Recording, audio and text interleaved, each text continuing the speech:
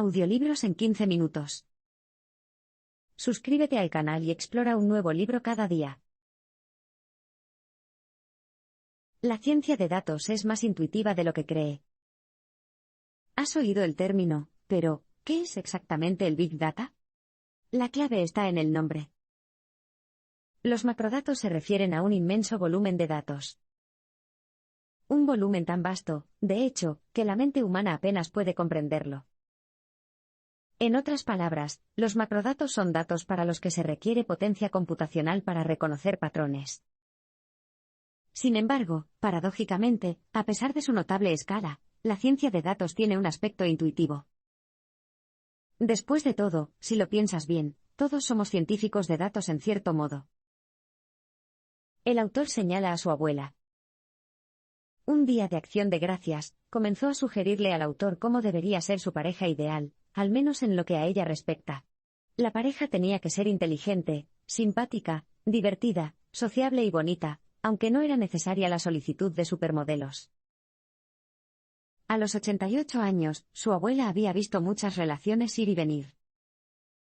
Utilizó años de recopilación de información y datos para articular las características que consideraba esenciales en las relaciones exitosas.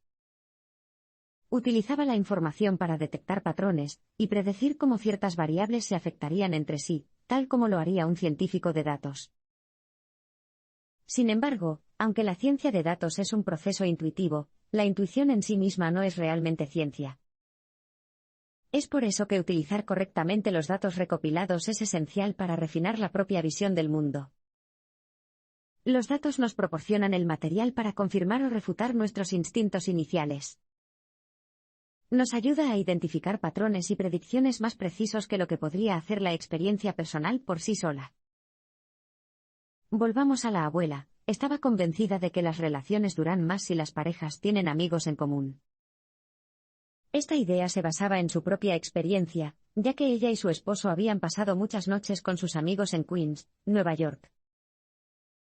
Pero en realidad, el tamaño de su muestra era demasiado pequeño y los datos concretos sugieren que se equivocó. Un estudio realizado en 2014 por Lars Backstrom y John Kleinberg, basado en datos de Facebook, mostró que las parejas con más amigos en común tenían más probabilidades de cambiar su estado civil de en pareja a solteras. Esto demuestra que, si bien un presentimiento puede llevarnos lejos, los datos refinan incluso la perspectiva de la persona más intuitiva. Google es un buen ejemplo de cómo los macrodatos pueden proporcionar información nueva constantemente. La ciencia de datos es una herramienta útil. Pero lo que lo hace especial no es la cantidad de datos recopilados, sino que los datos son útiles, en otras palabras, es el tipo de datos que pueden revelar patrones o hacer predicciones. Google es un buen ejemplo. El motor de búsqueda de Larry Page y Sergey Brin, fundado en 1998, se convirtió en un gigante no solo porque podían recopilar muchos datos. Más bien, lo que diferenciaba a Google era que los datos recopilados podían utilizarse de manera eficiente. Antes de Google, cuando escribías Bill Clinton en un motor de búsqueda, solo aparecían los sitios web que contenían la frase con más frecuencia. A menudo recibías un montón de visitas irrelevantes. El algoritmo de Brin y Page funcionó de manera diferente. Descubrieron que un sitio web probablemente era más relevante para alguien si tenía más enlaces de otros sitios que llevaran al usuario a él. Por lo tanto, el sitio web oficial de la Casa Blanca de Bill Clinton, que recibió miles de enlaces, sería más útil que, por ejemplo, un sitio con solo 100 enlaces, aunque podría mencionarlo por su nombre con más frecuencia. Agregaron todos esos datos sobre los enlaces, y pudieron detectar patrones y predecir qué información era más relevante para el usuario. En los siguientes parpadeos, explicaremos 4 razones por las que los macrodatos son tan poderosos. El enfoque de Google es un buen ejemplo de la primera razón: los macrodatos son totalmente novedosos. Nos ofrece un flujo constante de nueva información. Antes de los días de los macrodatos, había que esperar a que la Oficina de Estadísticas Laborales recopilara, y calculara las tasas de desempleo actuales mediante encuestas telefónicas, o esperar a que los Centros para el Control y la Prevención de Enfermedades informaran sobre las tasas de infección de ciertas enfermedades. Pero ahora, podrías utilizar los macrodatos de Google para rastrear ambas cosas, y eso es exactamente lo que hizo el ingeniero de Google, Jeremy Ginsberg. Demostró que las búsquedas en Google relacionadas con la gripe, como síntomas de la gripe, indican la propagación de la gripe, y se pueden utilizar para rastrear la propagación de la enfermedad en áreas geográficas y a lo largo del tiempo. Los macrodatos no mienten. Recientemente, se encuestó a los graduados de la Universidad de Maryland sobre sus promedios de calificaciones, PA. Entre los encuestados, el 2% admitió que se había graduado con un PA inferior a 2,5 en una escala de 4 puntos. Sin embargo, según los registros oficiales, la cifra fue mucho mayor, del 11%. Si bien este es solo un ejemplo, demuestra una verdad universal sobre las encuestas: las personas mienten. Pero, ¿por qué? Bueno, es natural que queramos quedar bien, tanto para nosotros como para los demás, por lo que las personas adaptan sus respuestas para tener una visión más positiva de sí mismas. Este comportamiento de dar respuestas que nos hacen lucir mejor se denomina sesgo de deseabilidad social. Además, los encuestados suelen estar dispuestos a querer impresionar a la persona que administra la encuesta. Queremos dar una buena impresión, seamos anónimos o no. Por poner un ejemplo extremo, si respondieras a las preguntas de alguien que se parece a tu padre, es posible que no estés dispuesto a detallar las experiencias universitarias con las drogas. Es la propensión humana a decir mentiras, lo que hace que las encuestas no sean confiables cuando se trata de comprender el comportamiento, los pensamientos, los deseos y las creencias. Esto nos lleva a la segunda razón por la que los macrodatos son tan poderosos: no mienten. Como se recopila a través de un comportamiento en línea sin filtros, siempre revelará la verdad. Después de todo, es mucho menos probable que las personas mientan o distorsionen los resultados al introducir términos en los motores de búsqueda cuando no hay ningún interlocutor involucrado. Consideremos el tema del juego anal. ¿Admitiría la mayoría de las personas en una encuesta o entrevista que les gusta usar alguna fruta ocasional en sus fantasías sexuales? Depende de la encuesta, pero probablemente no. Pero cuando el autor analizó los datos del sitio de pornografía Pornhub, descubrió que algunas mujeres buscaban manzana anal. Esto solo demuestra que los macrodatos pueden revelar algunas cosas sorprendentes sobre las personas que quizás no hubieran querido compartir directamente con otro ser humano. Los macrodatos también nos permiten entender pequeños subconjuntos de datos. Es difícil entender qué tan grandes son los macrodatos. Cada día, circulan cantidades asombrosas de datos solo por Google, sin mencionar otros motores de búsqueda u otros sitios web en general. El volumen de estos datos significa que ahora podemos hacer cosas que antes no podíamos hacer. Este es el tercer gran poder de los macrodatos: el tamaño de los conjuntos de datos permite ampliar un subconjunto y extraer información de él de forma fiable. Consideremos un ejemplo del mundo real. El profesor de Harvard, Raj Chetty, quería investigar si la gente pensaba que el sueño americano seguía vivo. Decidió utilizar los macrodatos para ayudar a dar una respuesta a una pregunta más precisa: ¿pueden las personas cuyos padres son pobres crecer y hacerse ricas ellas mismas? El equipo de Chetty utilizó los registros fiscales recopilados por el Servicio de Impuestos Internos de los Estados Unidos. En total, tenían más de 1.000 millones de observaciones tributarias. Los datos eran reveladores. Demostró que, en comparación con otros países desarrollados como Dinamarca y Canadá, la situación en los Estados Unidos no era buena para los pobres. Una estadounidense pobre tenía un 7,5% de probabilidades de lograr el éxito en el campo que había elegido. Sin embargo, para los daneses y los canadienses, las probabilidades eran del 11,7% y el 13,5%, respectivamente. Ese era el panorama general, pero la belleza de los macrodatos es que Chetty podía analizar diferentes estados, ciudades, pueblos y barrios. Cuando lo hizo, descubrió que los datos revelaban que el sueño americano sí existía, pero solo en unos pocos lugares. En San José, California, un estadounidense pobre tenía un 12,9% de probabilidades de hacerse rico, lo que es mejor que en Dinamarca. Pero para un estadounidense que creció en Charlotte, Carolina del Norte, las probabilidades eran solo del 4,4%. Es esta capacidad de ampliar la imagen la que demuestra cómo los macrodatos pueden proporcionarnos una comprensión matizada del mundo, en cualquier lugar y en la escala que elijamos.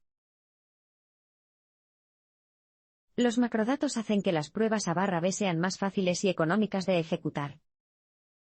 Todos los días nos bombardean con historias sobre correlaciones. Un alimento está relacionado con una enfermedad. Un hábito está relacionado con el éxito. Estas correlaciones parecen creíbles al principio, pero la correlación no implica necesariamente una relación de causa y efecto. En realidad, para conocer el efecto causal de algo, tendrías que establecer la causalidad mediante experimentos aleatorios y controlados, comúnmente llamados pruebas A/B. Por ejemplo, un estudio podría informar que las personas que beben alcohol solo de forma moderada suelen estar más sanas. Pero, ¿eso implica que beber moderadamente hace que nuestra salud mejore? Por supuesto que no. Para comprobar si beber moderadamente mejora la salud, se necesitaría dividir en dos grupos a un grupo de individuos seleccionados al azar. Un grupo bebería, por ejemplo, una copa de vino tinto cada día, mientras que el otro grupo no bebía nada. Después de un año, se compararían los dos grupos. Si el primer grupo fuera más saludable que el segundo, eso implicaría que beber moderadamente fue una causa de mejora de la salud. Los macrodatos facilitan mucho la realización de pruebas A/B, y esta es la cuarta razón por la que los macrodatos son tan poderosos. Antes de que aparecieran los macrodatos, realizar pruebas A/B era muy exigente. Por ejemplo, para evaluar el impacto de un anuncio, tendrías que reclutar participantes, encuestarlos y analizar los resultados. Pero ahora, los científicos de datos pueden escribir un programa que analice los datos de las pruebas A/B. Se sabe que la campaña presidencial de Barack Obama en 2008 empleó este enfoque. Los directores de campaña de Obama querían diseñar un sitio web que atrajera a la gente a inscribirse y donar. Utilizaron diferentes combinaciones de imágenes y texto, y luego pudieron analizar los datos relevantes para deducir qué diseño tuvo más éxito. Hasta ahora, hemos establecido una serie de aspectos positivos del Big Data. A continuación, pasemos a los aspectos negativos. Los macrodatos no funcionan muy bien con demasiadas variables o preocupaciones no cuantificables. Si bien el Big Data tiene ventajas evidentes, no es perfecto. Su mayor limitación queda patente en los conjuntos de datos con muchas variables. Es difícil extraer respuestas confiables porque la cantidad de variables oculta los posibles hallazgos. Consideremos el trabajo del genetista conductual Robert Plomin. En 1998, pensó que había encontrado un gen, el IGF2R, que indicaba el coeficiente intelectual de las personas. Había obtenido un conjunto de datos compilado de varios cientos de estudiantes que contenía información sobre el ADN y los niveles de coeficiente intelectual. Plomin comparó su ADN con coeficientes intelectuales bajos y altos y descubrió que el IGF2R tenía 2 veces más probabilidades de aparecer en estudiantes con un coeficiente intelectual alto. Desafortunadamente, la correlación fue una casualidad. Cuando Plomin repitió la comparación del conjunto de datos unos años más tarde, no se vio por ningún lado la correlación entre el coeficiente intelectual y la aparición del IGF2R. Es fácil entender por qué. El genoma humano está formado por miles de genes. Si se producen correlaciones, siempre es posible que se produzcan por casualidad. Hay tantas variables que los patrones pueden ocurrir de forma aleatoria. Hay otro problema con los macrodatos. A menudo carece de los llamados datos pequeños, el tipo de datos que se refieren a la experiencia humana. Los macrodatos pueden medir muchas cosas, pero a veces las respuestas medibles no son necesariamente lo que buscamos. Por ejemplo, Facebook puede medir fácilmente los clics y los me gusta utilizando macrodatos. Pero hacerlo no le diría nada a la empresa sobre la experiencia de las personas con el sitio. En circunstancias como estas, los datos pequeños son esenciales.